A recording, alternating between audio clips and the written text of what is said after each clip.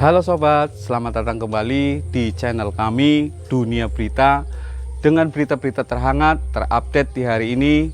Jangan lupa like, komen, dan subscribe-nya. Mantap! Mantap banget Presiden Jokowi, Refly Harun ternyata ini siasat supaya Anies Baswedan kalah di Pilpres 2024. Warta Ekonomi, Jakarta. Ahli Hukum Tata Negara dan pengamat politik Indonesia Refly Harun mengatakan perjalanan Anies Baswedan menuju Pilpres 2024 akan sulit, mengingat mantan Gubernur DKI Jakarta itu sedang melawan oligarki. Little bit complicated sesungguhnya, pertanyaannya adalah tentu kita lihat ya, kenapa Presiden Jokowi berkepentingan terhadap siapa yang menjadi calon presiden di 2024? Tanya Refly melansir dari melalui YouTube channelnya, Selasa, 15 November 2022. Jawaban sederhananya karena dia masih memiliki kepentingan setelah tidak lagi menjabat, sederhananya itu jawabannya, tambah Refly. Maka menurut Refly, masyarakat bisa uraikan kepentingan apa yang sebenarnya menjadi tujuan Presiden Jokowi dari sikapnya tersebut.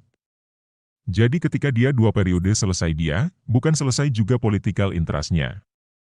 Tapi malah banyak hal yang barangkali kemudian menjadi beban dia karena itu dia ingin memastikan 2024 itu tidak diisi oleh orang yang menjadi antitesis dirinya, katanya. Nah menurut Refly, ini sebuah analisis yang masuk akal, bukan mengada-ngada. Karena itu Presiden Jokowi memiliki banyak kepentingan, belum lagi kepentingan para buzzer, kepentingan orang-orang yang di seputar kekuasaan atau istana nyaman yang sudah nyaman hidupnya. Inilah kenapa kemudian rezim ini harus terus dipertahankan. Aktor boleh berganti, tapi rezim tidak boleh, ungkap dia. Jadi ini soal serius sebagai pemerintahan Jokowi, dan soal yang serius ini sudah disiapkan yaitu dengan membuat sebuah koalisi istana yang diharapkan solid yaitu merekrut PAN sehingga dengan merekrut dan istana menguasai lebih dari 80% kursi, tambahnya.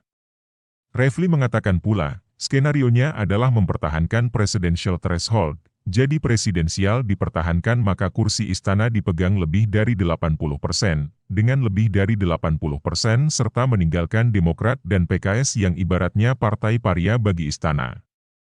Anies juga dicoba disandera dengan Formula E dan lain sebagainya. Nah karena itu diharapkan, diskenariokan bahwa tidak akan ada calon di luar istana nantinya, kata dia. Maka mulus skenario untuk mencalonkan Prabowo atau Ganjar dan mengadu mereka. Sehingga siapapun yang menang akan tetap menguntungkan Presiden Jokowi, tambahnya. Namun keputusan Nasdem mengusung Anies menurut Refly membuat rencana Presiden berantakan.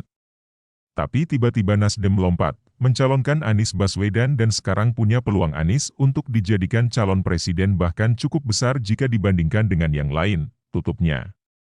Penulis, Sabrina Mulyar Hamadanti. Editor, Sabrina Mulyar Hamadanti.